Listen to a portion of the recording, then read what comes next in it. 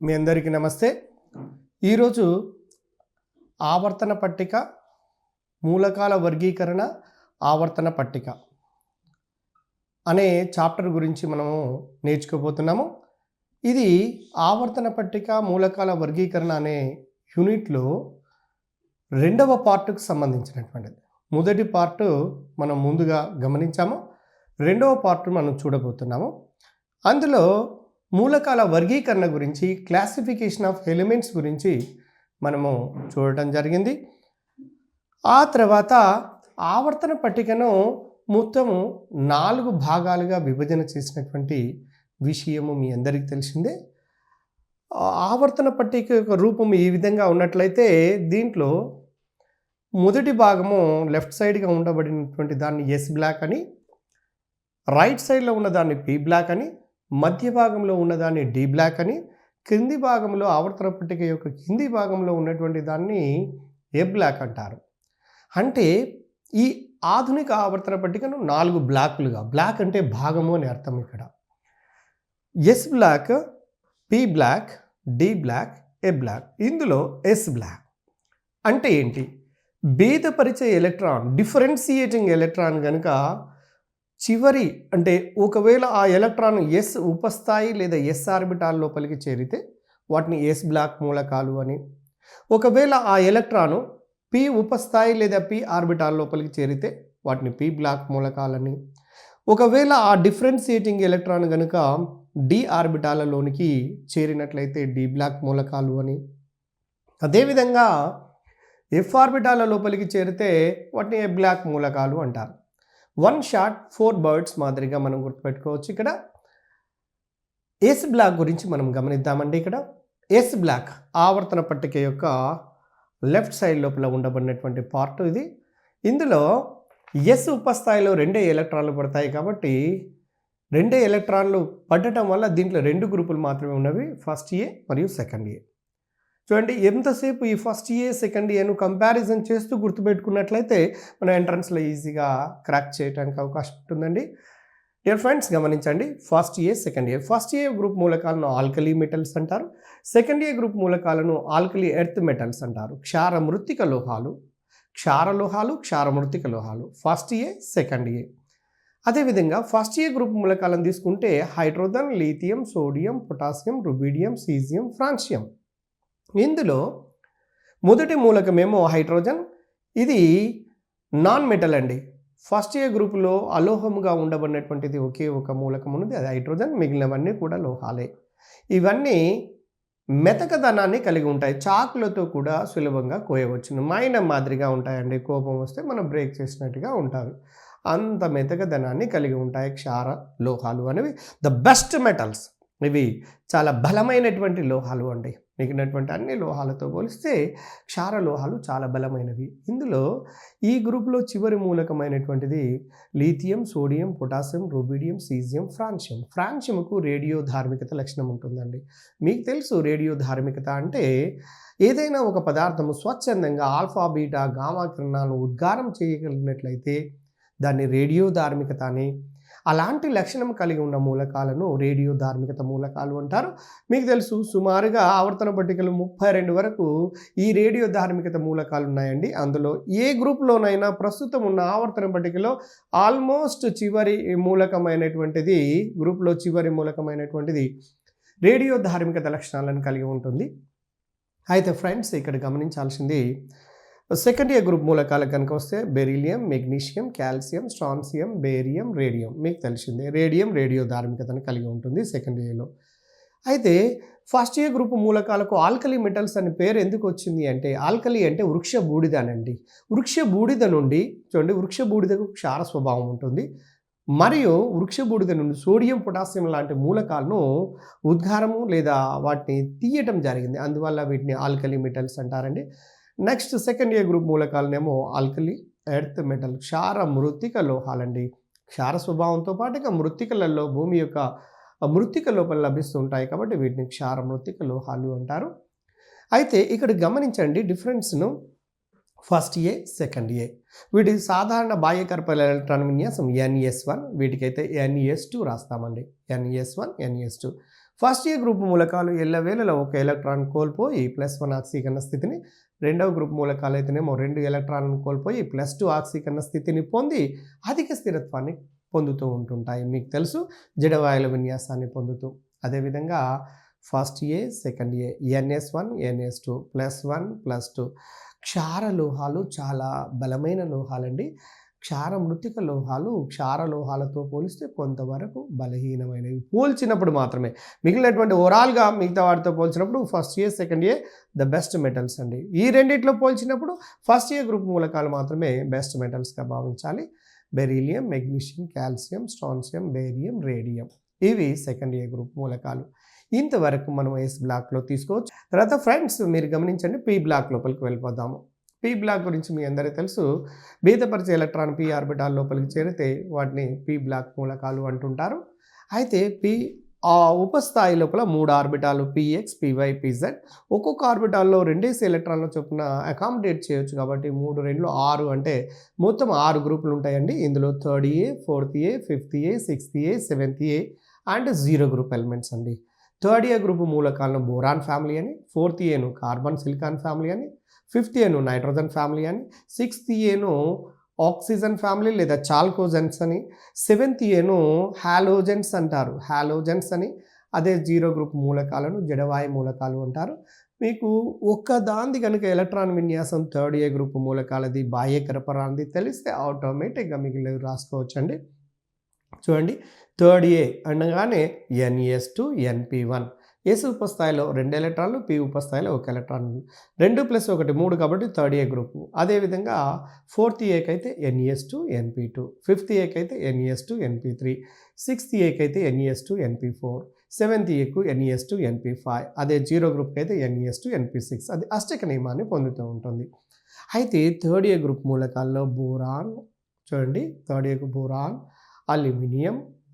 ఇక్కడ మీరు గమనించాల్సినటువంటిది ఏంటంటే థర్డ్ ఏ గ్రూప్ లోపల ఉండబడినటువంటి మూలకాలలో ఆక్సీకరణ స్థితులను గమనించాలండి. ఇక్కడ ఆక్సీకరణ స్థితులలో మీరు థర్డ్ ఏ గ్రూప్లో +1 ఆక్సీకరణ స్థితి, +3 ఆక్సీకరణ స్థితి రెండింటిని ప్రదర్శిస్తుంటాయి. కానీ జడ ఎలక్ట్రాన్ జంట ప్రభావం వల్ల పైనుంచి కిందికి పోయిన కొలది జడ ఎలక్ట్రాన్ జంట ప్రభావం వల్ల గ్రూప్లో బోరాన్ నుండి కిందికి చివరి మూలకాన్ని కనుక చేరినట్లయితే ఆటోమేటిక్గా చివరి మూలకమైనటువంటి థాలియం లోపల మనకు ఆక్సీకరణ స్థితి ఎంతవరకు కనపడుతుంది అంటే +1 మాత్రమే స్టేబుల్గా ఉంటుంది, +3 ఉండదండి.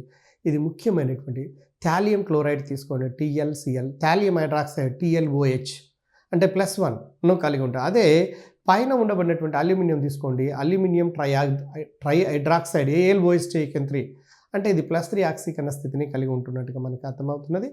పైన ఉండబడిన మూలకాలు +3ను, కిందికి వస్తూ ఉంటుంటే +1 ఆక్సీకరణ స్థితిని కలిగి ఉండటానికి గల కారణం ఏంటంటే ఇక్కడ జడ ఎలక్ట్రాను జంట ప్రభావం, అంటే ఎలక్ట్రాను జంట ఉండి కూడా రసాయనిక చర్యలలో పాల్గొనకుండా ఉండటాన్ని జడ ఎలక్ట్రాను జంట ప్రభావం అంటారండి. ఇది థర్డ్ ఏ లోపల ఫోర్త్ ఏ చాలా ఎఫెక్టివ్గా కనపడుతూ ఉంటుంది. అదేవిధంగా ఫోర్త్ ఏ గ్రూప్ మూలకాలకు వచ్చినట్లయితే కార్బన్ ఫ్యామిలీలో కార్బన్, సిలికాన్, జర్మేనియం, టిన్ లెడ్లలో మీకు లెడ్ అనేది కూడా వాస్తవానికి ఫోర్త్ ఏ గ్రూప్ మూలకాలు +2, +4 2 ఆక్సీకరణ స్థితులను చూపిస్తాయి. మామూలుగానైతే +2ను చూపించాలి NS2, NP2 కాబట్టి. కానీ ఇక్కడ జడ ఎలక్ట్రాన్ జంట ప్రభావం ఇన్నర్ పేర్ ఎఫెక్ట్ ఉండటం వలన లెడ్ +2ను మాత్రమే చూపిస్తుందని గ్రూప్లో పైనుంచి కిందికి వస్తుంటుంటే జడ ఎలక్ట్రాన్ జంట ప్రభావం పెరుగుతుంది. కాబట్టి అదే ఫిఫ్త్ ఏ గ్రూప్ మూలకాల్లో -3, +3, +5 అను ఆక్సీకరణ సంఖ్యలు చూపిస్తాయి. అందులో nitrogen, phosphorus, arsenic, antimony, bismuth. Nitrogen, ఫాస్ఫరస్లు అలోహాలు కాబట్టి అది -3 ఆక్సీకరణ స్థితులను కలిగి ఉంటున్నటువంటి విషయాన్ని మీకు తెలుసు. మిగిలినటువంటి +3, +5 ఆక్సీకరణ స్థితులను కూడా చూపిస్తూ ఉంటుంటాయి అనే విషయం మీ అందరికీ తెలిసిందే. అదేవిధంగా సిక్స్త్ ఏ గ్రూప్ మూలకాలు కనుక వెళ్ళినట్లయితే వీటిని చాల్కోజన్లు అంటారు. చాల్కోస్ అంటే ఖనిజము అని అర్థము, జన్స్ అంటే పుట్టించుట. ఖనిజములను నుండి పుట్టినటువంటి మూలకాలు అని అర్థం. అంటే చాల్కోజన్స్ అని వీటిని అంటారు. ఇందులో oxygen, sulphur, selenium, tellurium, polonium. Polonium లాస్ట్లో ఉన్నది కాబట్టి ఇది రేడియో ధార్మికత లక్షణాలు ఉంటాయి అన్నటువంటి సంఘటన మీకు తెలిసిందే. ఆక్సిజన్, సల్ఫర్లు అలోహాలు అయితే ఆక్సిజన్, సల్ఫర్, సెలూనియం, టెలూరియంలకు సాధారణంగా అర్థలోహ లక్షణాలను కలిగి ఉంటాయి. పొలోనియానికి లోహ లక్షణాలు కలిగి ఉంటున్నటువంటి విషయం మీ అందరికీ తెలిసిందే. అయితే నెక్స్ట్ సెవెంత్ ఏ గ్రూప్ మూలకాలకు వెళ్ళినట్లయితే వీటిని హాలోజెన్స్ అంటారండి. హాలోజెన్స్ అంటే హాలోస్ అంటే సముద్రం అనే అర్థము, జెన్స్ అంటే లభించుట అనే అర్థం. సముద్రం నుంచి లభించినటువంటి మూలకాలను హాలోజెన్స్ అంటారండి. ఉదాహరణకు సముద్రపు నీటిని ఒకసారి టేస్ట్ చేసి చూడండి, మీకే తెలిసిపోతుంది. మొత్తము ఉప్పుగా కనపడుతుందండి. సుమారుగా approximate 2.8% of the sodium chloride is present in the sea water. Therefore నీకు తిక్కంగా కనపడుతూ ఉండడానికి గల కారణం ఏంటంటే 2.8% సోడియం క్లోరైడ్ ఉంటుంది. అంటే క్లోరిన్ అనే మూలకము సముద్రపు నీటిలో లభిస్తున్నటువంటి విషయం మీ అందరికీ తెలిసిందే. ఇదే విధంగా హాలోజెన్స్ అంటే సెవెంత్ ఏ గ్రూప్ మూలకాలు సాధారణంగా సముద్రపు నీటి నుంచి లభిస్తూ ఉంటుంటాయి కాబట్టి హాలోజెన్స్ అనే పేరు. ఇందులో ద బెస్ట్ ముఖ్యమైనటువంటి బిట్ సూపర్ హాలోజన్ దేని అంటారు? సూపర్ అంటే అత్యధిక.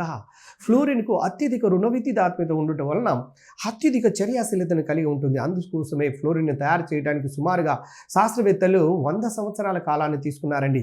ఏ ఫ్లోరిన్ని ఎక్కడైతే తయారు చేయదలుచుకున్నామో ఆ పాత్రతో వెంటనే రియాక్షన్ లోపల పాల్గొంటుంది కాబట్టి దానికి 100 సంవత్సరాల టైం తీసుకోవడం జరిగింది. చివరికి మాయిజన్ అనే శాస్త్రవేత్త ఈ ఫ్లోరిన్ నిష్కర్షణ చేయడానికి విద్యుత్ విశ్లేషణ పద్ధతిని ఉపయోగించినటువంటి సంఘటనలన్నీ కూడా మీకు తెలిసినటువంటివే.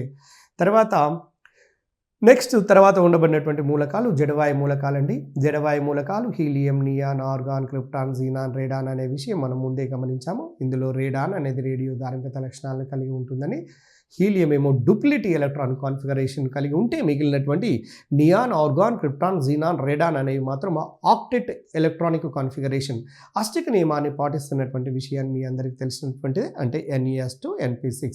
ఓకే, ఇది జనరల్గా పీ బ్లాక్ లోపల ఉండబడే 6 గ్రూపుల గురించి సంక్షిప్తంగా అండి. ఇక్కడ సాధారణంగా ఈ క్రింది వాళ్ళలో మెటలాయిడ్ ఏది, ఈ క్రింది వాళ్ళలో లోహం ఏది, ఈ క్రింది వాళ్ళలో అలోహం ఏది ఇలా అడుగుతున్నాడండి. ఈ క్రింది వాళ్ళలో సత్యవాక్యం ఏది, ఈ క్రింది వాళ్ళలో సరి అయిన వాక్యం ఏది అని వీటి గురించి స్పెషల్గా వాటిని మెన్షన్ చేయడం జరుగుతున్నది.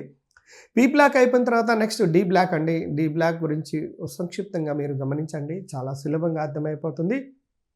ఆవర్తన పట్టిక లోపల మధ్య భాగం లోపల ఉండబడినటువంటి మూలకాలను డి బ్లాక్ మూలకాలు అంటారు. భేదపరిచే ఎలక్ట్రాన్లు n-1 ఆర్బిటాల లోపలికి చేరుతున్నట్లయితే వాటిని డి బ్లాక్ మూలకాలు అంటారండి. భేదపరిచే ఎలక్ట్రాన్లు n-1 లోపలికి చేరితే వాటిని డి బ్లాక్ మూలకాలు అంటారు. అయితే ఇక్కడ ఒక గమనించండి, డి బ్లాక్ మూలకాలన్నీ పరివర్తన మూలకాలు కావు, కానీ పరివర్తన మూలకాలన్నీ డి బ్లాక్ మూలకాలే అనే విషయాన్ని గమనించండి. అయితే డి బ్లాక్ మూలకాలు మొత్తం కూడా ఆవర్తన పట్టిక లోపల 4 శ్రేణులలో అమరి ఉన్నాయి. మొదటి శ్రేణి, రెండవ శ్రేణి, మూడవ శ్రేణి, నాలుగవ శ్రేణి. చూడండి, గమనించండి, మొదటి శ్రేణి, రెండవ శ్రేణి, మూడవ శ్రేణి, నాలుగవ శ్రేణి. ప్రతి శ్రేణిలో 10 మూలకాలు, 10 మూలకాలు, 10 10 10 మొత్తం సుమారుగా 40 మూలకాల వరకు, 40 లోహాల వరకు ఉన్నాయండి. ఇందులో ఒకటి గమనించండి, ఈ డి బ్లాక్ మూలకాల మొదటి శ్రేణి అనేది 4వ పీరియడ్లో స్టార్ట్ అవుతుందండి, 4th పీరియడ్.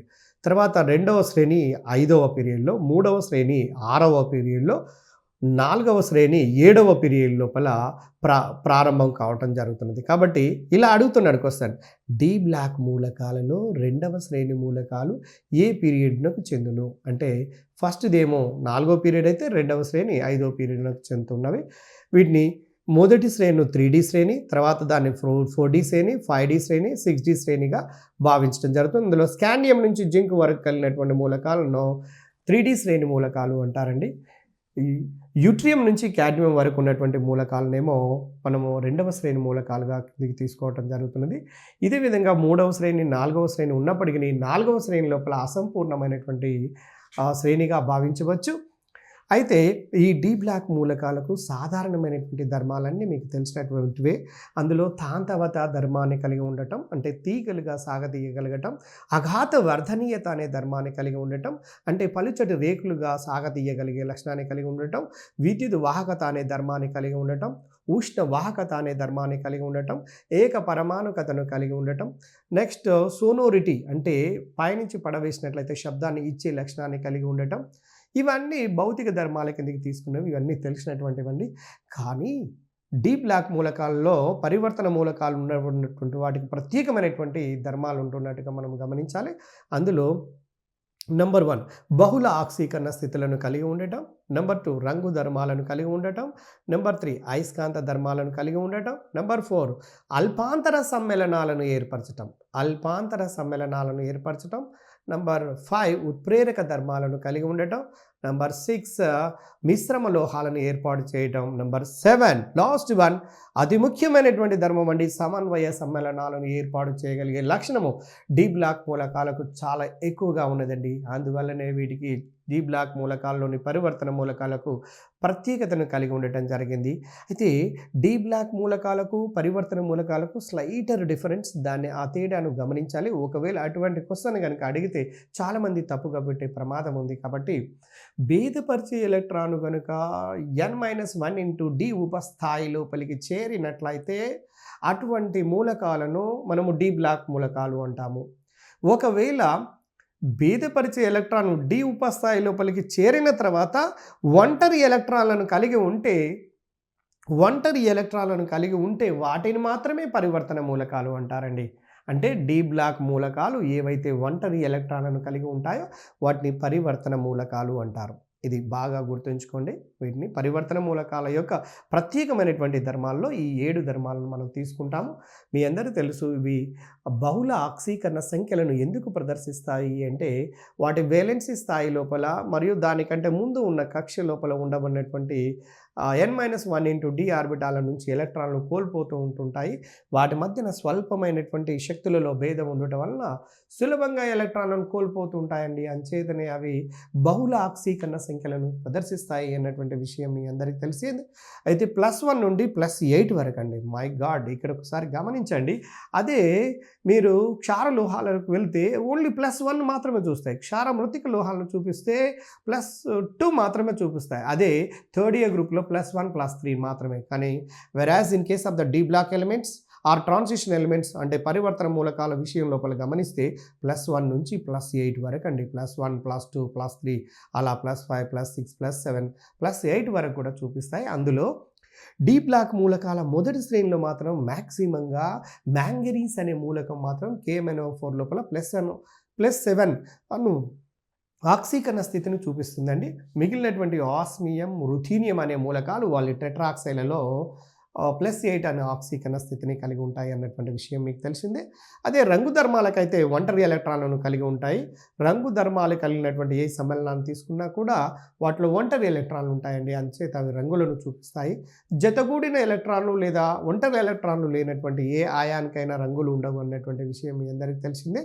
తర్వాత మిశ్రమ లోహాలు, ఇవి మంచి మిశ్రమ లోహాలను ఏర్పాటు చేస్తాయి అన్నటువంటి విషయం కూడా మీకు తెలిసిందే. ఈ మిశ్రమ లోహాల గురించి లోహశాస్త్రంలో మనం నేర్చుకుంటాము. అంటే ఈ డి బ్లాక్ మూలకాల పరమాణు సైజులు చాలా దగ్గరలో ఉండటం వల్ల ఒకదానిలో ఇంకొకటి కలిసిపోయి సులభంగా మంచి మిశ్రమ లోహాలను ఏర్పాటు చేయగలిగే శక్తి బాగా ఉంటుందండి. అందుచేతనే మిశ్రమ లోహాలను ఏర్పరిచే లక్షణం అనేది పరివర్తన మూలకాలకు ఉంటుంది. అదేవిధంగా నెక్స్ట్ సమన్వయ సమ్మేళనాలు, ఇది చాలా ముఖ్యమైనటువంటి ధర్మం అండి. ఈ సమన్వయ సమ్మేళనాల్లో డి బ్లాక్ లోపల ఉండబడినటువంటి మొదటి శ్రేణి మూలకాలు ఎక్కువగా ఏర్పరుస్తున్నట్టుగా తెలియచేయటం జరిగినది. అయితే ఇవి డి బ్లాక్ మూలకాలు, వాటికి సంబంధించినటువంటి సంక్షిప్తమైనటువంటి ముఖ్యమైనటువంటి ధర్మాల గురించి అండి. ఇక నెక్స్ట్ ఏ బ్లాక్ వచ్చేద్దామండి. ఏ బ్లాక్ అనగానే మీకు తెలుసు, ఇది పీరియాడిక్ టేబుల్ అయితే కింద స్పెషల్గా ఉంటుందండి. ఏ బ్లాక్ అనేది, ఏ బ్లాక్ లోపల 2 రకపు మూలకాలు లాంథనైడులు, యాక్టినైడులు. లాంథనమును పోలి ఉంటే లాంథనైడులు అని, యాక్టీనియంను పోలినటువంటి లక్షణాలను కలిగి ఉన్నటువంటి మూలకాలను యాక్టినైడులు అంటారు. చూడండి, లాంథనైడులు, యాక్టినైడులు. ఈ రెండింటి మధ్యన కొంచెం గమనించండి. ఇక్కడ 58 to 71 లాంథనము నుంచి లుటీషియం వరకు ఉండబడినటువంటి మూలకాలను లాంథనైలు అని ప్రీవియస్లో దీని మీద ఒక బిట్ అడిగారండి దీనికి రిలేటెడ్గా. నెక్స్ట్ యాక్టినైడులు, థోరియం నుండి లారెన్షియం వరకు ఉన్నటువంటి మూలకాలను యాక్టినైడులు అంటారు. అవి 14, ఇవి 14, మొత్తం 28 మూలకాల వరకు ఉంటాయండి. వీటిని ఎలా గుర్తుపెట్టుకోవాలో ఒక చిన్న చిటికా ద్వారా గమనించండి. ఇలా ఇవి లాంథనైడులు అనుకుందాము, ఇవి యాక్టినైడులు అనుకుందాం. గమనించండి డియర్ ఫ్రెండ్స్, ఇక్కడ లాంథనైడులు, యాక్టినైడులు. ఈ లాంథనైడులు అనేవి 3rd B గ్రూప్నకు చెందినవి. ఇవి యాక్టినైడులు కూడా 3rd B గ్రూప్నకు చెందినవి. లాంథనైడు 6th పీరియడ్కు చెందినవి, యాక్టినైడులు 7th పీరియడ్నకు చెందినవి. బాగా గమనించండి, ఇవి 6th పీరియడ్ అయితే ఇవి 7th పీరియడ్. గ్రూప్ విషయంలో 2 సేమ్. తర్వాత లాంథనైలలో 14 లోహాలు ఉన్నాయి, యాక్టినైడ్లలో కూడా 14 లోహాలు ఉన్నాయండి.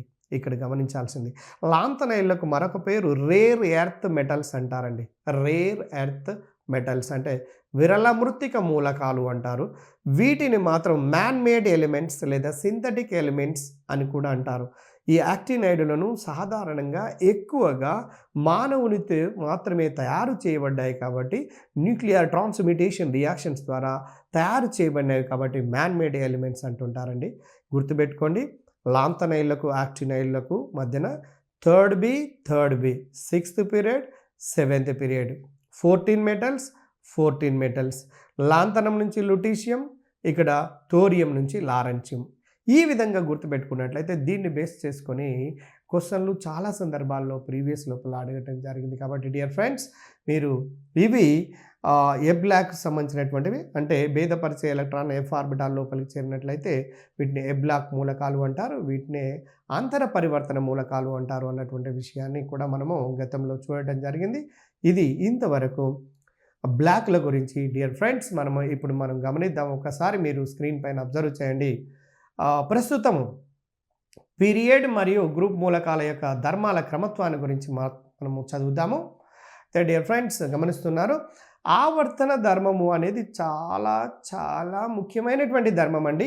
ఇందులో ఆవర్తన ధర్మం అంటే ఏందో చూద్దాము. ఒక క్రమ పద్ధతిలో పెరుగుతూ తగ్గుతూ నిర్ణీత అవధిలో మరల పునరావృతమయ్యే ధర్మాలను ఆవర్తన ధర్మాలు అంటారండి. ఈ విషయం మీరు చాలా సందర్భాల్లో చూశారు. ఇక్కడ పరమాణువు యొక్క ఆవర్తన ధర్మాల్లో అతి ముఖ్యమైనటువంటివి: 1 పరమాణు పరిమాణము, 2 ఆయనీకరణ శక్తి, 3 రుణ విద్యుదాత్మకత, 4 ధన విద్యుదాత్మకత, 5 ఎలక్ట్రాన్ ఎఫినిటీ, 6 ఆక్సీకరణ స్వభావము, 7 క్షయకరణ స్వభావము. అదేవిధంగా లోహ అలోహ స్వభావాల గురించి కూడా మనం చూడొచ్చండి. ఇవి పరమాణువు యొక్క ఆవర్తన ధర్మాలు. అందులో ప్రధానమైనటువంటి ఈ 6 ధర్మాలుగా మనం తీసుకోవచ్చు. అయితే ఇందులో దీన్ని బేస్ చేసుకొని చాలా ప్రశ్నలు ఇవ్వటం జరిగింది. ఫ్రెండ్స్, మీరు గమనిస్తున్నారు, పరమాణు పరిమాణము చూడండి. కేంద్రకానికి ఫస్ట్ మీరు పరమాణు పరిమాణం అంటే ఏందో గమనించండి.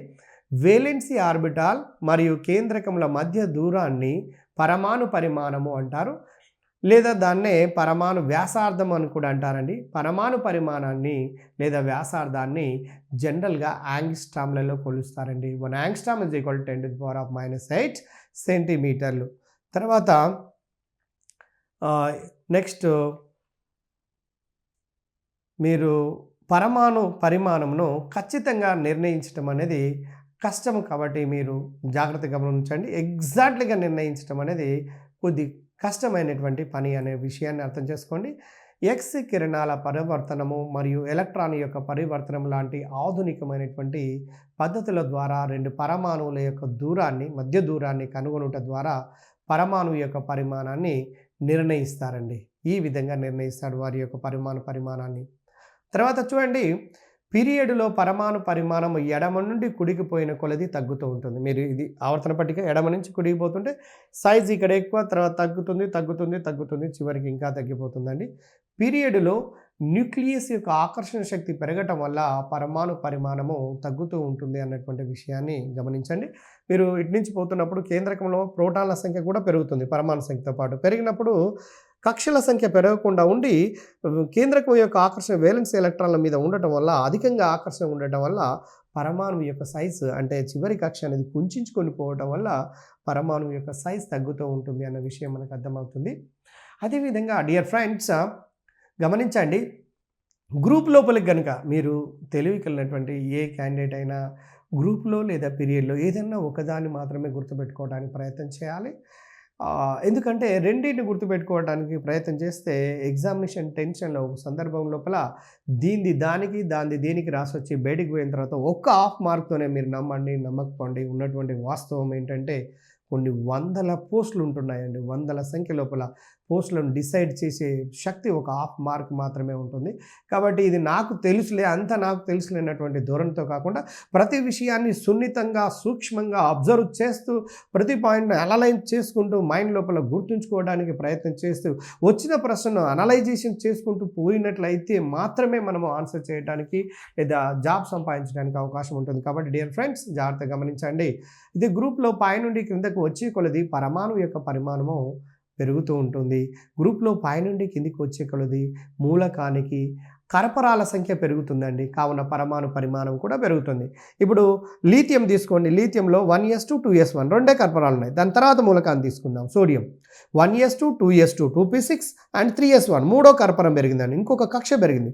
కక్ష పెరిగింది కాబట్టి సైజ్ ఆటోమేటిక్గా పెరుగుతూ ఉంటుంది. గ్రూపులో పరమాణు పరిమాణము పెరుగుతూ ఉంటున్నటువంటి విషయం మీ అందరికీ తెలిసిందే. తర్వాత ఆయనీకరణ శక్తి అంటే ఇది చూడండి. ఒక పరమాణువులో చివరి కక్ష లోపల ఉన్నటువంటి ఎలక్ట్రాన్ను రమ్మని మనం పిలిస్తే రాదండి. ఎందుకంటే because that electron is very much influenced by the nucleus. కేంద్రకంతోనే ఆకర్షింపబడి ఉన్నది కాబట్టి ఆ ఎలక్ట్రాన్ తీయాలంటే ఎంతో కొంత శక్తి అవసరము. ఆ శక్తినే ఆయనీకరణ శక్తి లేదా ఆయనీకరణ శక్మము అంటారండి. అయోనైజేషన్ పొటెన్షియల్ అంటారు. వాయు స్థితిలో ఉన్నటువంటి పరమాణువు యొక్క బాహ్య ఆర్బిటాల్ నుండి ఒక ఎలక్ట్రాన్ను తీసివేయడానికి కావలసిన శక్తినే ఆయనీకరణ శక్మము అంటారు లేదా ఆయనీకరణ శక్తి అంటారు అన్నటువంటి విషయము మీకు తెలిసిపోతుంది.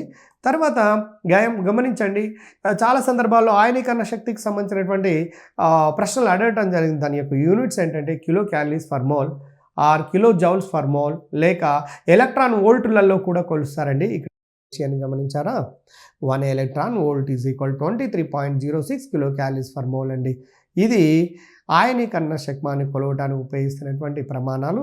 తర్వాత డియర్ ఫ్రెండ్స్ గమనించండి, తటస్థ పరమాణువును బాహ్య కర్పణం నుండి మొదటి ఎలక్ట్రాన్ తీసివేయడానికి కావలసిన శక్తిని ప్రథమ ఆయనీకరణ శక్మం అని ఫస్ట్ అయనేషన్ పొటెన్షియల్ అంటారు. ఎక్స్ అనే పరమాణువు ఉన్నది అనుకోండి, దాంట్లో నుంచి ఒక ఎలక్ట్రాన్ తీసివేయాలంటే కొంత శక్తిని అందించాలండి. అందించిన తర్వాత ఆ ఎలక్ట్రాన్ బయటకు వచ్చిన తర్వాత ఎక్స్ ప్లస్గా మారుతుంది. ఎందుకంటే ఒక ఎలక్ట్రాన్ తగ్గుతుంది కాబట్టి రిలేటివ్లీ కేంద్రకంలో ఒక ప్రోటాన్ ఎక్కువ ఉంటుంది కాబట్టి ఎక్స్ మీద ప్లస్ అనేది మనం రాస్తుంటాము. దీన్ని IP1 అంటారండి. తర్వాత ప్రథమ ఆయనీకరణ శక్తి విలువల కంటే ద్వితీయ కంటే తృతీయ కంటే చతుర్థ ఆయనీకరణ శక్తి విలువలు పెరుగుకుంటూ పోతాయండి. అది మీ అందరికీ తెలిసిందే. ఎందుకంటే IP1 కంటే IP2 విలువ ఎక్కువ.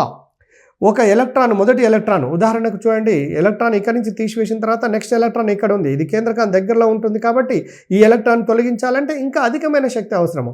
అంటే ద్వితీయ అయోనైజేషన్ పొటెన్షియల్ అనేది ఎక్కువ అవసరం అవుతున్నది అన్నటువంటి విషయం మనకు అర్థమవుతుంది. తర్వాత ఫ్రెండ్స్ గమనిస్తూనే ఉన్నారు అనుకుంటాను. ఇక్కడ చూడండి, జడవాయు మూలకాలకు అధిక ఆయనీకరణ శక్తిని కలిగి ఉంటాయి. మీ అందరికీ తెలుసు జడవాయు మూలకాలు స్థిరంగా ఉంటాయి. కారణం ఏంటంటే డూప్లెట్ ఆక్టెట్ అంటే అష్టక నియమాన్ని పొంది ఉంటాయి. డూప్లెట్ ఎలక్ట్రాన్ కాన్ఫిగరేషన్ పొంది ఉండటం వల్ల స్టెబిలిటీని కలిగి ఉంటాయండి. స్టెబిలిటీ ఉన్నటువంటి దాని నుంచి ఎలక్ట్రాన్ తీయాలంటే చాలా కష్టమైన పని. దానికి ఎక్కువ శక్తిని ఉపయోగించవలసినటువంటి అవసరం ఉన్నది కాబట్టి జడవాయు మూలకాల యొక్క ఆయనీకరణ శక్తి విలువలు మిగిలినటువంటి అన్ని గ్రూపు మూలకాల కంటే చాలా ఎక్కువ అన్నటువంటి విషయాన్ని గమనించండి. అందులో హైయెస్ట్ అయోనైజేషన్ పొటెన్షియల్ ఉండబడింది ఏంటంటే తక్కువ సైజు ఉన్నటువంటి హీలియంకు అత్యధిక ఆయనీకరణ శక్తి ఉంటుంది. హైయెస్ట్ అయోనైజేషన్ పొటెన్షియల్ కలిగి ఉంటుంది అన్నటువంటి విషయాన్ని గమనించండి. చాలా ఎంట్రన్స్లలో అడిగినటువంటి విషయాన్ని గమనించండి. డియర్ ఫ్రెండ్స్, మీరు గమనించి సగం లేదా పూర్తిగా ఎలక్ట్రాన్ విన్యాసంతో నిండినటువంటి పరమాణువులు కూడా అత్యధికమైనటువంటి స్థిరత్వాన్ని కలిగి ఉంటాయండి. చూడండి, గమ్మత్ ఏంటంటే మీరు కొన్ని పీరియడ్లలో సెకండ్ థర్డ్ పీరియడ్లో మీరు గమనించండి, నైట్రోజన్ ఆక్సిజన్ చూడండి, నైట్రోజన్ పరమాణు సంఖ్య 7, ఆక్సిజన్ పరమాణు సంఖ్య 8 అండి. నైట్రోజన్ కంటే ఆక్సిజన్ పరమాణు సైజు కాస్త తక్కువగా ఉన్నప్పటికీ కూడా దీనికి ఆక్సిజన్కి ఎక్కువ అయనేషన్ పొటెన్షియల్ ఉండాలి, కానీ నైట్రోజన్కి ఉంటుంది. కారణం ఏంటంటే సగము నిండిన ఎలక్ట్రాన్ విన్యాసం ఉంటుంది కాబట్టి నైట్రోజన్ యొక్క అయోనైజేషన్ పొటెన్షియల్ అనేది ఆక్సిజన్ కంటే ఎక్కువగా ఉంటున్నది. అదేవిధంగా మిగిలిన మూలకాలకు కూడా ఈ విధంగా మనం అప్లై చేయవచ్చు. తర్వాత ఫ్రెండ్స్ గమనించండి, సాధారణంగా పీరియడ్లో ఎడమ నుండి కుడికి పరమాణు పరిమాణం తగ్గుట వలన ఆయనీకరణ శక్తి విలువలు పెరుగుతుంటాయండి. చూడండి, ఎడమ నుంచి కుడికి పోతున్నప్పుడు సైజు తగ్గుతుంది, అంటే ఎలక్ట్రాన్ తీయాలంటే ఎక్కువ శక్తి అవసరం అవుతుంది అన్నటువంటి విషయాన్ని గమనించవలసినటువంటి అవసరం ఉన్నది. తర్వాత రెండవ పీరియడ్లో ఆయనీకరణ శక్మము లీథియం నుండి బెరీలియం వరకు పెరిగి బోరాన్ వద్ద తగ్గుతుందండి. బెరీలియం బోరాన్ వద్ద తగ్గిన తర్వాత బోరాన్ కన్నా బెరీలియం యొక్క ఆయనీకరణ శక్తి ఎక్కువగా ఉంటుంది. కారణం ఏంటంటే బెరీలియంకు పూర్తిగా నిండినటువంటి ఎలక్ట్రాన్ విన్యాసం ఉంటుంది. మీకు తెలుసు బెరీలియం పరమాణు సంఖ్య 4 కాబట్టి 1s2 2s2. కాబట్టి 1 ఇయర్స్ 2 ఇయర్స్ అంటే పూర్తిగా నేను దాంట్లో నుంచి ఎలక్ట్రాన్ తీయాలంటే చాలా కష్టమైన పని, ఎక్కువ శక్తి అవసరము. అంచేత బెరీలియం యొక్క అయోనైజేషన్ పొటెన్షియల్ బోరాన్ కంటే ఎక్కువగా ఉంటున్నటువంటి విషయం మీకు అవగతమవుతుంది. తర్వాత డియర్ ఫ్రెండ్స్, అదేవిధంగా ఆక్సిజన్ కన్నా నైట్రోజన్కు అధిక అయనీకరణ శక్తి ఉంటుంది. దీనికి గల కారణం కూడా నైట్రోజన్ లోపల సగము నిండినటువంటి ఆర్బిటాలు ఉండటమే అన్నటువంటి విషయము మీ అందరికీ తెలిసిందే.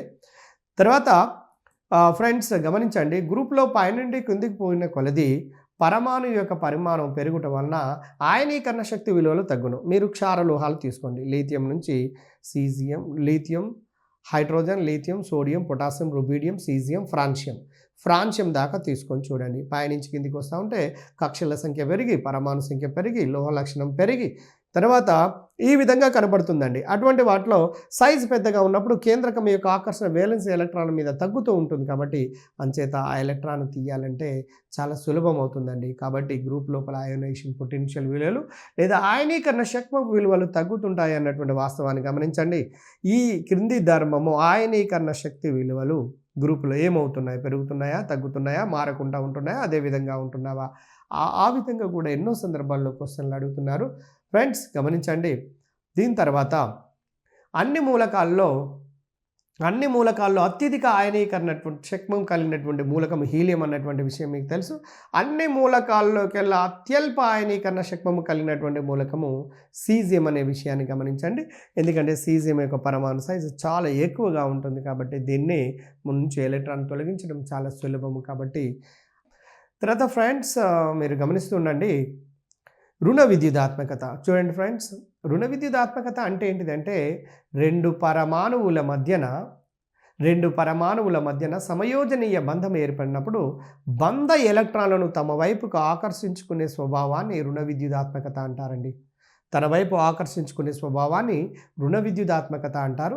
ఈ రుణ విద్యుత్ ఉదాహరణకు చూడండి, హైడ్రోజన్ ఈ రెండింటి మధ్యన ఒక ఎలక్ట్రాన్ జంట ఉంటుంది. ఈ జంట అనేది కేంద్రకాల వైపు ఆకర్షింపబడుతుంటుందండి.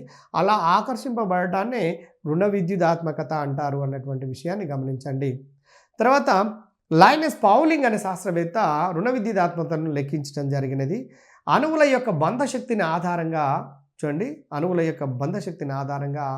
ఈ రుణ విద్యుదాత్మకతను లెక్కించడానికి ఒక స్కేల్ను ప్రపోజ్ చేయటం జరిగింది. అయితే దాన్ని పౌలింగ్ రుణ విద్యుదాత్మక కొలబద్ద అని అంటారండి. దాన్ని ఏమంటారంటే పౌలింగ్ రుణ విద్యుదాత్మక కొలబద్ద అంటారు. అంటే రుణ విద్యుదాత్మకతను తెలియచేయడం కోసం లైనస్ పౌలింగ్ అనే శాస్త్రవేత్త కృషి చేసినాడు అన్నటువంటి విషయాన్ని మనం గమనించాలి. తర్వాత పరమాణు పరిమాణము తక్కువ కలిగినటువంటి పరమాణువులకు రుణ విద్యుదాత్మకత హెచ్చుగా ఉంటుందండి. పరమాణు పరిమాణం తక్కువగా ఉంటే, ఇప్పుడు ఆవర్తన పట్టికలో ఎడమ వైపు సైజ్ ఎక్కువ ఉంటుందండి, కుడి వైపున పరమాణు సైజ్ తక్కువ ఉంటుంది. అంటే ఇక్కడ రుణ విద్యుదాత్మకతలు తక్కువ ఎస్ బ్లాక్ దగ్గర, అదే పి బ్లాక్లో చివరిలోనైతే రుణ విద్యుదాత్మకతలు ఎక్కువ ఉంటాయండి. కాబట్టి 7th A గ్రూపు మూలకాలకు అత్యధిక రుణ విద్యుదాత్మకతలు ఉంటున్నటువంటి విషయాన్ని గమనించండి. ఫ్లోరిన్కు 4.0 అయితే క్లోరిన్కు 3.0, అదే క్లోరిన్ బ్రోమిన్కి అయితే 2.8, అయోడిన్కు 2.5 ఉంటుందండి. అంటే హైయెస్ట్గా రుణ విద్యుదాత్మకతలు ఉంటున్నట్టుగా మనకు అర్థమవుతుంది. తర్వాత ఫ్రెండ్స్ మీరు గమనించండి, పీరియడ్లో ఎడమ నుండి కుడికి పోతున్న కొలది పరమాణు పరిమాణం అనేది తగ్గటం వల్ల రుణ విద్యుదాత్మకతలు పెరుగుతుంటాయండి. చూడండి, పీరియడ్లో ఎడమ నుండి కుడికి పోతున్న కొలది పరమాణు సైజులు తగ్గుతాయి. కాబట్టి పరమాణు సైజులు తగ్గితే ఆటోమేటిక్గా రుణ విద్యుదాత్మక విలువలు అనేవి పెరుగుతుంటాయి అన్నటువంటి విషయాన్ని మీరు గమనించాలి. తర్వాత ఫ్రెండ్స్ ఇంకొక విషయాన్ని గమనించండి, మనం గతంలోనే మాట్లాడుకున్నాము. అత్యధిక రుణ విద్యుదాత్మకత కలిగిన మూలకం ఏంటిదో తెలుసా? ఫ్లోరిన్ అండి. దీని విలువ మనం ఇప్పుడే చెప్పుకున్నాం, 4.0గా చెప్పచ్చు. హయ్యెస్ట్ మూలకాలు అన్నింటిలో ఆవర్తన పట్టికలో ఉండబడిన అన్ని మూలకాల్లో హయ్యెస్ట్ ఎలక్ట్రానెగటివిటీ అత్యధిక రుణ విద్యుదాత్మకత ఉండబడిన మూలకం పేరు ఏంటిదంటే ఫ్లోరిన్. అందుచేత దీనికి అత్యధిక చర్యాశీలత కూడా ఉంటున్నట్టుగా గమనించడం జరిగింది. అన్ని మూలకాల్లోకెల్లా రుణ విద్యుదాత్మకత ఫ్లోరిన్తో నిర్ణయించడం జరిగింది. తర్వాత ఇంకొక ముఖ్యమైనటువంటి అంశం అండి, ఆవర్తన ధర్మాలలో ఎలక్ట్రాన్ ఎఫినిటీ కూడా ఉన్నది. ఎలక్ట్రాన్ ఎఫినిటీ అంటే ఏమిటి అనేది ఫస్ట్ మనకు తెలియాలండి. ఎలక్ట్రాన్ ఎఫినిటీ తెలిస్తే దానికి సంబంధించినటువంటి అప్లికేషన్ కోసం మనం చేయడానికి అవకాశం ఉంటుంది. కాబట్టి మై డియర్ ఫ్రెండ్స్ గమనించండి, వాయు స్థితిలో ఉండబడిన ఒంటరి తటస్థ పరమాణువు యొక్క బాహ్య కర్పణమునకు ఒక ఎలక్ట్రాన్ను చేర్చినప్పుడు, చూడండి, ఒక ఎలక్ట్రాన్ను చేర్చినప్పుడు విడుదలయ్యే శక్తినే ఎలక్ట్రాన్ ఎఫినిటీ అంటారండి. వాయు స్థితి లోపల ఉండబడినటువంటి ఒంటరి తటస్థ పరమాణువుకు ఒక ఎలక్ట్రాన్ చేర్చండి. ఇలా చేర్చినప్పుడు కొంత శక్తి రిలీజ్ అవుతుందండి. దీన్నే ఎలక్ట్రాన్ ఎఫినిటీ అంటారు. సైజు చిన్నగా ఉంటే ఎలక్ట్రాన్ చేరిస్తే శక్తి ఎక్కువ రిలీజ్ అవుతుంది. సైజు పెద్దగా ఉంటే ఎలక్ట్రాన్ మెల్లగా ఆకర్షిస్తుంది కాబట్టి విడుదలయ్యే శక్తి తక్కువగా ఉంటుందండి. కాబట్టి పరమాణు సైజు తక్కువగా ఉంటే ఎలక్ట్రాన్ ఎఫినిటీ విలువలు ఎక్కువగాను, పరమాణు సైజు ఎక్కువగా ఉంటే ఎలక్ట్రాన్ ఎఫినిటీ విలువలు తక్కువగా ఉంటున్నట్టుగా మనకు అర్థమవుతుంది. దీన్ని బట్టి మీకు గ్రూపులోనేమో చూడండి, పైనుంచి కిందికి వస్తుంటే గ్రూపులో పరమాణు సైజులు పెరుగుతాయని తెలుసు. ఎందుకంటే కక్షల సంఖ్య పెరుగుతున్నటువంటి విషయం మీకు అర్థమవుతుంది. కాబట్టి పరమాణు సైజు పెరిగినప్పుడు ఎలక్ట్రాన్ గ్రహించుకునే శక్తి తగ్గుతుంది, అందువల్ల విడుదలయ్యే శక్తి కూడా తగ్గుతుంది. అందుచేత ఎలక్ట్రాన్ ఎఫినిటీ విలువలు గ్రూపులో తగ్గుతున్నాయి అంటే మనం పీరియడ్ గురించి చదవాల్సిన అక్కర్లేదు, పీరియడ్లో ఆటోమేటిక్గా పెరుగుతున్నాయి అన్నటువంటి విషయాన్ని గమనించవచ్చు. మీరు ఇప్పుడు చెప్పినటువంటి విషయాన్ని చూడండి, గ్రూపులో పై నుండి క్రిందకు ఎలక్ట్రాన్ ఎఫినిటీ విలువలు తగ్గుతాయి. అదే పీరియడ్లోనైతే ఎడమ నుండి కుడికి ఎలక్ట్రాన్ ఎఫినిటీ విలువలు పెరుగుతాయి అన్నటువంటి విషయాన్ని గమనించాలి. తర్వాత నెక్స్ట్ చూడండి, హాలోజన్లలో fluorine, chlorine, bromine, iodine, astatine, radio ధార్మికత మూలకం మీకు తెలుసు. ముఖ్యంగా ఈ 4 మూలకాలను మనం తీసుకుంటాం ఇక్కడ. వీటి యొక్క ఎలక్ట్రాన్ ఎఫినిటీ హాలోజన్ల యొక్కకు అత్యధిక ఎలక్ట్రాన్ ఎఫినిటీ విలువలు ఉన్నాయండి, తక్కువ కాదు. హయ్యెస్ట్ ఎలక్ట్రాన్ ఎఫినిటీ విలువలు హాలోజన్లకు ఉంటాయి, 7th గ్రూప్ మూలకాలకు. చూడండి, ఆవర్తన పట్టిక లోపల ఎడమ నుంచి కుడికి పోతుంటే సైజు క్రమంగా తగ్గుతూ ఇక్కడికి వచ్చిన తర్వాత 7th కాడికి వస్తారు కానీ పరమాణు సైజులు చాలా చిన్నగా ఉంటాయి. కాబట్టి వీటి యొక్క ఎలక్ట్రాన్ ఎఫినిటీ విలువలు చాలా ఎక్కువగా ఉంటాయండి. అయితే సాధారణంగా ఇక్కడ ఒక డౌట్ వస్తుంది చూడండి, అదేంటంటే ఈ ఫ్లోరిన్, క్లోరిన్, బ్రోమిన్, అయోడిన్లలో జనరల్గా ఫ్లోరిన్కి ఎక్కువ ఎలక్ట్రాన్ ఎఫినిటీ ఉండాలండి, కానీ ఫ్లోరిన్కి బదులుగా క్లోరిన్కి ఉంటున్నట్టుగా ప్రయోగాలు నిర్ధారణ చేసి చెప్పడం జరిగింది. కారణం ఏంటంటే ఫ్లోరిన్ యొక్క వేలెన్సీలో ఎలక్ట్రాన్ జంటల మధ్యన వికర్షణ ఉండటం వలన వచ్చి చేరే ఎలక్ట్రాన్ను తన లోపలికి ఆకర్షించకపోవటం వల్ల, తక్కువగా ఆకర్షించటం వల్ల క్లోరిన్ కంటే ఫ్లోరిన్కు తక్కువ ఎలక్ట్రాన్ ఎఫినిటీ విలువలు ఉన్నాయండి. అదే క్లోరిన్కు కన్సిడరబుల్ సైజ్, తగిన సైజుని కలిగి ఉండటం, వేలెన్సీ ఎలక్ట్రాన్ జంటల మధ్యన దూరము కాస్త ఎక్కువగా ఉండటం వల్ల వికర్షణ తగ్గటం వల్ల సులభంగా ఎలక్ట్రాన్ గ్రహిస్తూ ఉంటుంది అన్నటువంటి విషయాన్ని గమనించండి. అయితే క్లోరిన్ యొక్క ఎలక్ట్రాన్ ఎఫినిటీ అన్నిట్లోకెల్లా ఆవర్తన పట్టికలో అన్ని మూలకాల్లో ఎక్కువ అన్నటువంటి విషయాన్ని మీరు గమనించాలి. తర్వాత ఫ్రెండ్స్, అత్యధిక ఎలక్ట్రాన్ ఎఫినిటీ కలిగినటువంటి మూలకం క్లోరిన్ అయితే అత్యధిక ఆయనీకరణ శక్తి కలిగినటువంటి మూలకము హీలియం అనే విషయాన్ని గమనించండి. అత్యధిక రుణ విద్యుదాత్మత కలిగినటువంటి మూలకం ఫ్లోరిన్ అనే విషయాన్ని గమనించండి. ఆవర్తన పట్టికలో అలోహ స్థితి లోపల ఉండు అలోహ స్థితి లోపల అలోహ లక్షణాన్ని కలిగి ఉంటూ ద్రవ స్థితి లోపల ఉండబడినటువంటి మూలకం బ్రోమిన్ అండి. బ్రోమిన్ అది ఒకటి గుర్తుంచుకోండి. అయోడిన్ విషయానికి వచ్చినట్లయితే ఇది ఉత్పతనము చెందే నేచర్ని కలిగి ఉంటుంది. ఉత్పతనం అంటే ఒక పదార్థాన్ని వేడి చేస్తే నేరుగా ఘనం నుంచి వాయువుగా చేరినట్లయితే దాన్ని ఉత్పతనము అంటారండి. అయోడిన్కు ఉత్పతనము అనే లక్షణం ఉంటుంది. హాలోజన్లలో 4 ఉంటే 4టికి 4 ప్రత్యేకమైనటువంటి లక్షణాలు ఉన్నాయి. ఈ 4 కూడా ఖచ్చితంగా మనం గుర్తుపెట్టుకోవాల్సినటువంటి అవసరం ఉంది. ఫ్లోరిన్ అత్యధిక రుణ విద్యుదాత్మత ఉంటుంది, దీనికి సూపర్ హాలోజన్ అనే పేరు ఉన్నది. క్లోరిన్ అత్యధిక రుణ ఎలక్ట్రాన్ ఎఫినిటీని కలిగి ఉంటుంది క్లోరిన్ విషయం. బ్రోమిన్కి వస్తే మూలకాలన్నింటిలో అలోహ స్థితి లోపల ఉండి అలోహ లక్షణాన్ని కలిగి ఉండి ద్రవ స్థితిలో ఉండే మూలకం ఒక బ్రోమిన్ మాత్రమే, కాబట్టి అది ముఖ్యమైనది. అయోడిన్ ఒక్కదానికి మాత్రమే హాలోజన్లలో ఉత్పతనము చెందే నేచర్ని కలిగి ఉన్నది. కాబట్టి అయోడిన్ ఈ 4 కూడా గత ఏ ఎంట్రన్స్ని తీసుకున్నా కూడా సాధారణంగా ప్రతి ఎంట్రన్స్ లోపల అడుగుతున్నటువంటి క్వశ్చన్స్, కాబట్టి మనం వాటిపైన దృష్టి సాధించవలసినటువంటి అవకాశం ఉన్నది. డియర్ ఫ్రెండ్స్, మీరు గమనిస్తున్నారనుకుంటాను. జడవాయు మూలకాలను తీసుకోండి. 0 గ్రూపు మూలకాలు, కింగ్ గ్యాసెస్, నోబుల్ గ్యాసెస్, విరళ వాయువులు, రాజా వాయువులు, అనేక రకాల పేర్లతో పిలుస్తున్నటువంటి ఉత్కృష్ట వాయువులు. ఈ జడవాయు మూలకాలు స్థిరంగా ఉంటాయండి, హాయిగా పడుకుంటాయి. వాటికి చర్యాశీలత అనేది ఏమాత్రం లేదుగా మనం చెప్పొచ్చు. అలాంటి జడవాయు మూలకాలకు గనక ఎలక్ట్రాన్ను కలిపితే తీసుకోవాల్సిన అవసరం లేదు. అంటే ఎలక్ట్రాన్ తీసుకున్నప్పుడు శక్తి వెలువడదు, వెలువడినప్పుడు ఎలక్ట్రాన్ ఎఫినిటీ విలువలు అనేవి 0. అంటే ఈ క్రింది వానులో ఏ మూలకానికి ఎలక్ట్రాన్ ఎఫినిటీ విలువ 0 అని ఇస్తాడండి. చూడండి, ఉదాహరణకు A chlorine, B oxygen, C nitrogen, D argon అని ఇచ్చింది అనుకోండి. ఆర్గాన్ అనేది జడవాయు మూలకం కాబట్టి దానికి ఆన్సర్ వెంటనే చేయడానికి అవకాశం ఉంటుందండి. సో ఇది ఎలక్ట్రాన్ ఎఫినిటీలకు సంబంధించినటువంటి విషయము. తర్వాత మై డియర్ ఫ్రెండ్స్, మీరు గమనిస్తున్నారనుకుంటాను, రుణ విద్యుదాత్మకత తెలిసిందంటే ధన విద్యుదాత్మకత తెలిసినట్టే. రుణ విద్యుదాత్మకత అంటే ఎలక్ట్రాన్లు కేంద్రకం వైపు ఆకర్షింపబడడం అండి. ఎలక్ట్రాన్లు కేంద్రకం వైపు ఆకర్షింపబడడం. ధన విద్యుదాత్మకత అంటే ఎలక్ట్రాన్లను కోల్పోయే లక్షణం కలిగి ఉండటం. దాన్ని రివర్స్గా గుర్తుపెట్టుకోండి. ఆటోమేటిక్గా మనము ఈజీగా అర్థం చేసుకోవడానికి అవకాశం ఉంటుంది. ఎందుకంటే దరిదాపుగా ఇందులో నుంచి అడుగుతున్నటువంటి ఆవర్తన ధర్మాల్లో ఎప్పుడు 1 లేదా 2 ప్రశ్నలు అడుగుతున్నాడు. ప్రతి ప్రశ్న కూడా డిసైడింగ్ ఫ్యాక్టరే కాబట్టి దేన్ని కూడా నెగ్లిజెంట్ చేయకుండా ప్రయత్నం చేస్తేనే మనము సక్సెస్ కావడానికి అవకాశం ఉంటుంది. కాబట్టి డియర్ ఫ్రెండ్స్, ధన విద్యుదాత్మకత అంటే ఏందో చూడండి. ఒక్కసారి స్క్రీన్ మీద అబ్జర్వ్ చేయండి. పరమాణువు ఎలక్ట్రాన్ను కోల్పోయి ధనాత్మకమైనటువంటి ఆయానుగా మారటాన్ని చూడండి. పరమాణువు ఎలక్ట్రాన్ను కోల్పోయి ధనాత్మకమైనటువంటి పాజిటివ్ ఆయాన్గా మారటాన్ని ధన విద్యుదాత్మకత అంటారండి. దీన్ని ధన విద్యుదాత్మకత అంటారు. తర్వాత ఫస్ట్ ఏ గ్రూపు మరియు సెకండ్ ఏ గ్రూపు మూలకాలకు అత్యధిక ధన విద్యుదాత్మక స్వభావాన్ని ప్రదర్శిస్తుంటాయండి. మీకు తెలుసు, ఆవర్తన పట్టికలో ఉండబడినటువంటి అన్ని మూలకాల్లో first A second A the best metals అండి. అందుకోసం బెస్ట్ మెటల్ అంటే సులభంగా ఎలక్ట్రాన్ కోల్పోతాయి. కాబట్టి ఇక్కడ జస్ట్ మీరు గమనించాల్సింది, ఫస్ట్ ఏ సెకండ్ ఏతో పోల్చినప్పుడు అప్పుడు ఫస్ట్ ఏ మూలకాలకు ఎక్కువ ధన విద్యుదాత్మకత ఉంటుంది, సెకండ్ ఏ కాస్త తక్కువ ఉంటుంది అన్నటువంటి విషయాన్ని గమనించండి. అయితే ఇక్కడ మీరు గమనించాల్సినటువంటి విషయం ఏంటంటే, గ్రూప్లో పైనుండి కిందికి పోయిన కొలది ధన విద్యుదాత్మక స్వభావం పెరుగుతుందండి. ఫస్ట్ ఏ గ్రూప్ మూలకాలను తీసుకుందాం. ఎప్పుడు అది ఒకటి అర్థమైతే మిగిలిన వాటికి అప్లై చేసుకోవచ్చు అండి. పైనుంచి కిందికి పోతున్నప్పుడు సైజులు పెరుగుతున్నాయండి.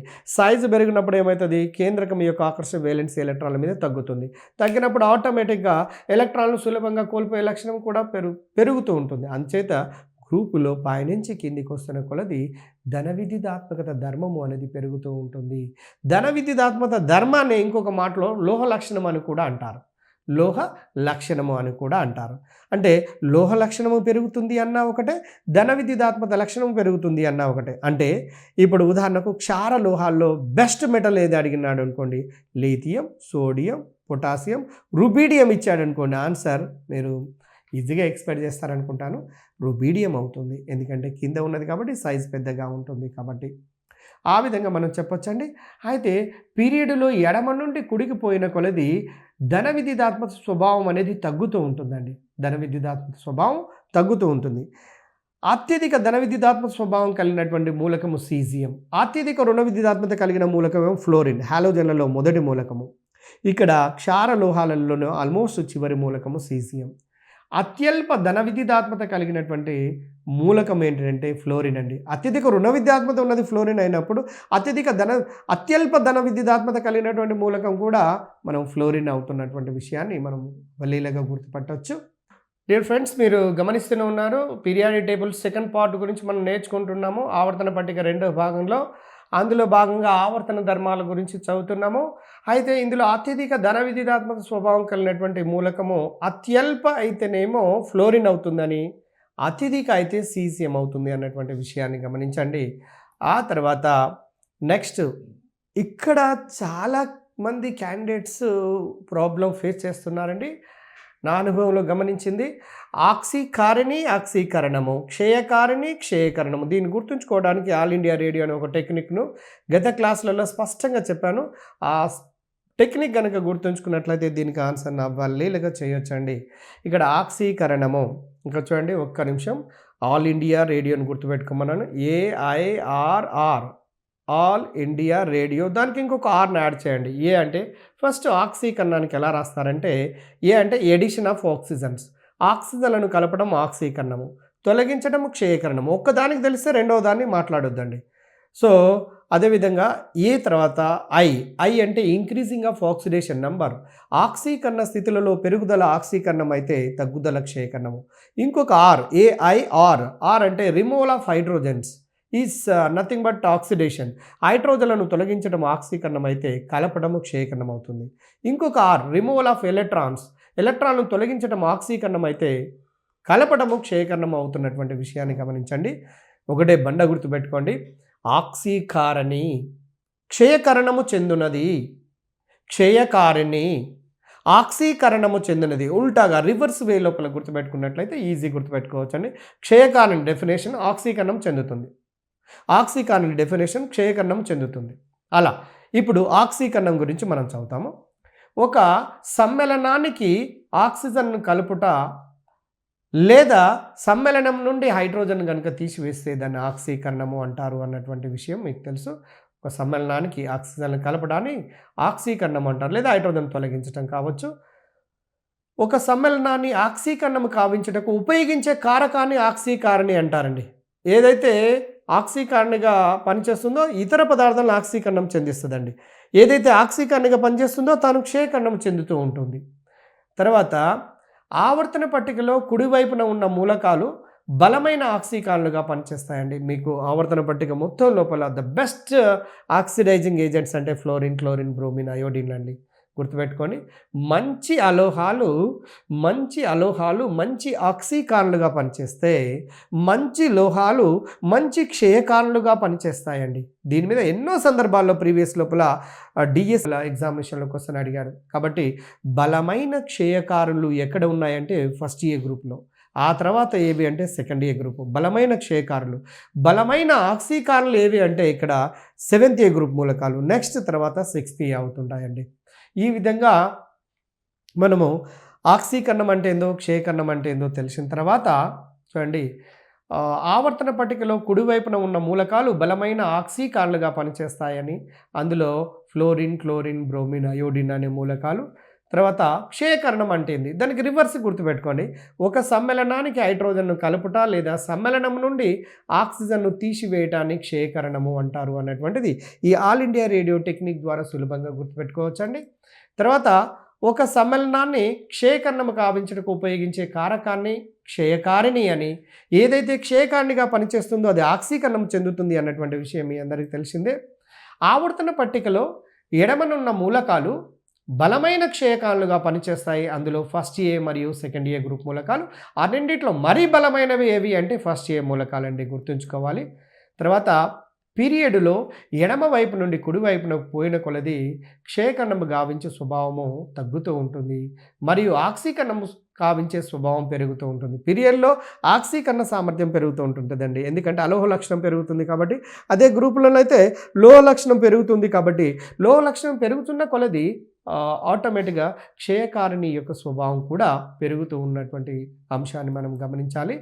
గ్రూపులో పైనుండి క్రిందికి పోయిన కొలది క్షయకరణము గావించే స్వభావం పెరుగుతుంది మరియు ఆక్సీకరణము గావించే స్వభావము తగ్గుతుంది అన్నటువంటి విషయాన్ని మనం గమనించాలి. ఇవి ప్రధానమైనటువంటి ధర్మాలండి. తర్వాత ఇంకొకటి గమనించండి, లోహపు ఆక్సైడ్ల క్షార స్వభావం అండి. లోహపు ఆక్సైడ్ల క్షార స్వభావము అనేది మీరు గ్రూపులో పైనుంచి కిందికి వస్తుంటే లోహ స్వభావం పెరుగుతుంది. లోహ స్వభావం పెరిగినప్పుడు వాటి ఆక్సైడ్లలో కూడా క్షార స్వభావం పెరుగుతుందండి. అంటే గ్రూపులో లోహపు ఆక్సైడ్లకు క్షార స్వభావం పైనుంచి కిందికి పెరుగుతుంది. అదే పీరియడ్లోనైతే ఇక్కడ క్షార స్వభావం అనేది తగ్గుతుంది అన్నటువంటి విషయం మనకు అర్థమవుతుంది. అదేవిధంగా పీరియడ్లలో అలోహపు ఆక్సైడులకు ఆమ్ల స్వభావం పెరుగుతుందండి. అలోహపు ఆక్సైడ్లకు ఆమ్ల స్వభావం ఉంటుంది. అలోహాలు ఎక్కడ ఉంటాయి చెప్పండి? ఆవర్తన పట్టికలో ఎడమ నుండి కుడికి పోతూ ఉంటుంటే అలోహాలు పెరుగుతూ ఉంటుంటాయి. అలోహ లక్షణం పెరుగుతూ ఉంటుంది. అలోహ లక్షణం పెరుగుతున్నప్పుడు అలోహపు ఆక్సైడ్లు పెరుగుతున్నాయి. అలోహపు ఆక్సైడ్లకి ఏ లక్షణం పెరుగుతుందంటే ఆమ్ల లక్షణం పెరుగుతుంది. కాబట్టి ఎడమ నుండి కుడికి పోయినప్పుడు పీరియడ్ లోపల ఆమ్ల లక్షణము పెరుగుతూ ఉంటుంది, ఎందుకంటే అలోహపు లక్షణం పెరుగుతూ ఉంటుంది కాబట్టి. అదే గ్రూపులోనైతే తగ్గుతుంది అన్నటువంటి విషయాన్ని గమనించండి. అదేవిధంగా లోహ లక్షణమేమో గ్రూపులో పెరుగుతుంది, అలోహ లక్షణమేమో పీరియడ్లో పెరుగుతూ ఉంటుంది. లోహ లక్షణము గ్రూపులో పెరిగితే చూడండి, లోహ లక్షణం గ్రూపులో పెరిగితే అలోహ లక్షణం పీరియడ్లో పెరుగుతుందండి. దానికి రివర్స్గా మిగిలినటువంటి వాటిని గుర్తుపెట్టుకోవచ్చు. తర్వాత డియర్ ఫ్రెండ్స్, మళ్ళీ ఇంకొక విషయాన్ని గమనించాము. దీంట్లో గతంలో అడిగినటువంటి కొన్ని ప్రశ్నలను గమనించినట్లయితే ఆ ప్రశ్నలు ఏ విధంగా ఉన్నాయో మనం చూద్దాం. డియర్ ఫ్రెండ్స్, మీరు గమనిస్తూనే ఉన్నారు. ఇప్పుడు యాక్చువల్గా ప్రీవియస్ క్వశ్చన్ చూసేదానికంటే ముందు ఇంకొక అంశాన్ని గమనిద్దాము. ఇక్కడ బంధ స్వభావం గురించి చూడండి. ఏ అండ్ బి అనే రెండు మూలక పరమాణులు ఉన్నాయనుకోండి. ఆ రెండింటి మధ్యన విద్యుదాత్మకతలో రుణ విద్యుదాత్మకతలో వ్యత్యాసం 0 అయితే ప్యూర్గా ఉండబడే సమయోజనీయ బంధం ఏర్పడుతుందండి. ఏ బీల యొక్క రుణ విద్యుదాత్మతలో వ్యత్యాసం కనుక 0 అయితే, ఏ యొక్క రుణ విద్యుదాత్మత 4, బీది కూడా 4 అనుకోండి, ఆ రెండిటి మధ్యన ఏబీల మధ్యన ఏర్పడే బంధము పరిశుద్ధమైనటువంటి సమయోజనీయ బంధంగా భావించవచ్చు. ఒకవేళ ఏబీల యొక్క రుణ విద్యుదాత్మకతల్లో వ్యత్యాసం కనుక 1.7 కంటే ఎక్కువగా ఉంటే 1.7 కంటే ఎక్కువగా ఉంటే అయానిక బంధం ఏర్పడుతుంది. ఒకవేళ 1.7 కంటే తక్కువగా ఉంటే 1.7 కంటే తక్కువగా ఉంటే సమయోజనీయ బంధం ఏర్పడుతుందండి. సమయోజనీయ బంధం ఏర్పడుతున్నటువంటి విషయాన్ని గమనించాలి ఈ రుణ విద్యుదాత్మకతను బేస్ చేసుకొని. తర్వాత ఇంకొక అంశం కూడా ఉందండి మనకు, డయాగోనల్ రిలేషన్షిప్ లేదా కర్ణ సంబంధము అంటారు. కర్ణ సంబంధము అయితే ఫస్ట్ ఏ గ్రూపు మూలకాలకు గమనించండి.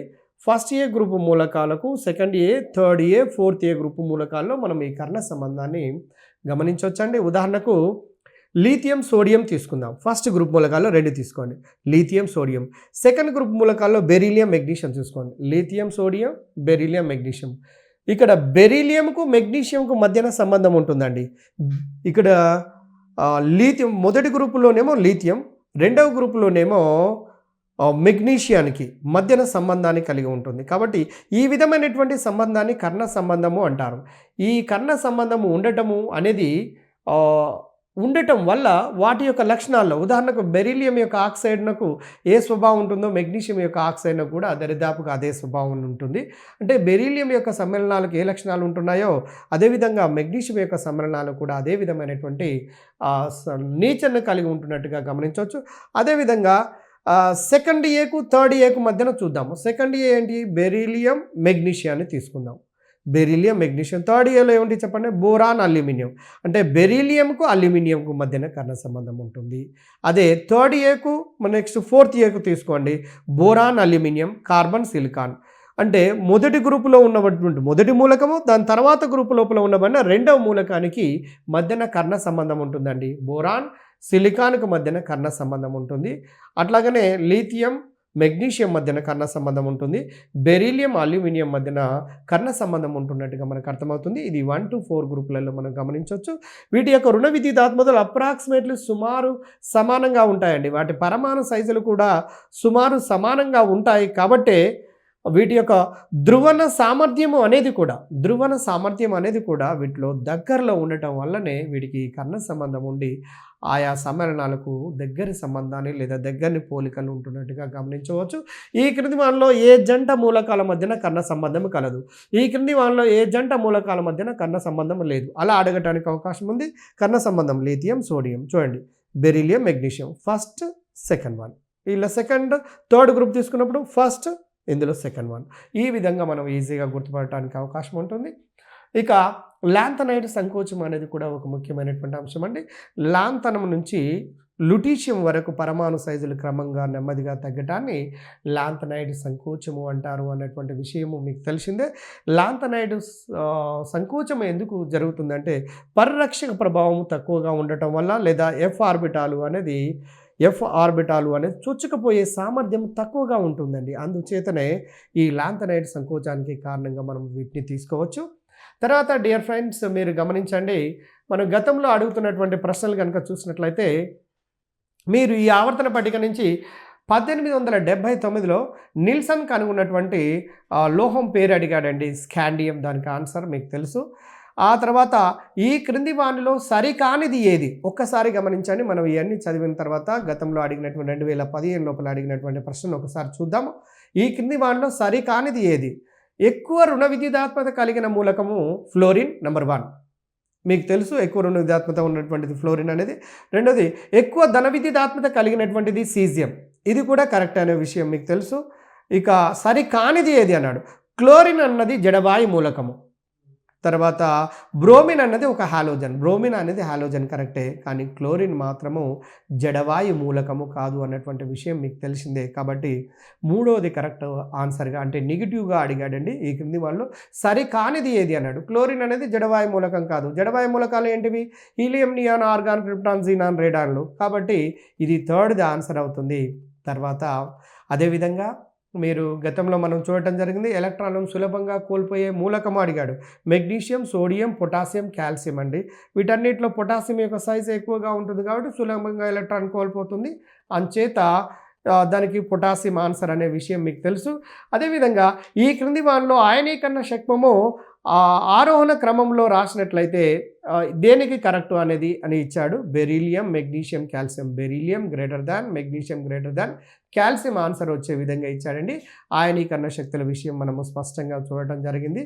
అదేవిధంగా ఇంకొక ప్రశ్నను ఇది 2012 లోపల అడిగినటువంటి ప్రశ్న ఎలా అడిగాడో చూడండి. ఆవర్తన పట్టికలో ఎడమ నుండి కుడికి పోతున్నట్లయితే, ఆవర్తన పట్టికలో ఎడమ నుండి కుడికి పోతున్నప్పుడు ఇందులో ఏది కరెక్ట్ ఏది తప్పు అనేదాన్ని కాకుండా ఏది సరి అయినది అన్నాడు. ఏది సరి అయినది అంటే క్షయకరణ స్వభావం అనేది ఎడమ నుండి కుడికి పోతున్నప్పుడు తగ్గుతూ ఉంటుందండి.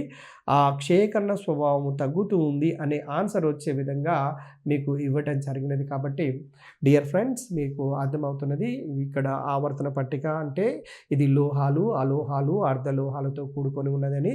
అలోహాల సంఖ్య సుమారుగా 11 వరకు ఉన్నది. మీకు తెలుసు ఆవర్తన పట్టికలో సుమారు 75% కంటే ఎక్కువగా కూడా లోహాలను ఆక్రమించబడి ఉన్నాయి అన్నటువంటి విషయము.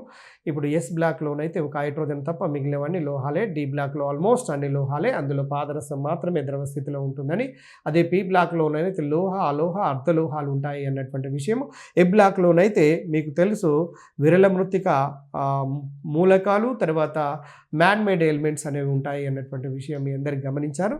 ఇందులో మీరు ప్రధానంగా గమనించాల్సినటువంటి ఏంటి అంటే ఆవర్తన ధర్మాలలో ఇక్కడ గ్రూపులో అంటే పరమాణు పరిమాణం కానీ, ఆయనీకరణ శక్తి కానీ, ధన విద్యుదాత్మక కానీ, రుణ విద్యుదాత్మక కానీ, అదేవిధంగా అలోహపు ఆక్సైడ్ల స్వభావం లేదా లోహపు ఆక్సైడ్ల స్వభావము, ఆక్సీకరణ స్వభావము, క్షయకరణ స్వభావము, ఇలాంటి అంశాలన్నింటినీ కూడా మనము ఒకసారి చూసి ఏది పెరుగుతుంది ఏది తగ్గుతుందో చూసినట్లయితే ఈ చాప్టర్ నుంచి మీరు చక్కగా ఆన్సర్ చేయడానికి అవకాశం ఉంటుంది. కాబట్టి డియర్ ఫ్రెండ్స్, మీరు ఫస్ట్ పూర్తిగా ఈ సబ్జెక్టు పైన పూర్తి పట్టుత్వాన్ని పొందిన తర్వాత మీ ఓన్ వే లోపల వెళ్ళి ఈ బెస్ట్ సక్సెస్ సాధించాలని కోరుకుంటున్నాను. Thank you very much.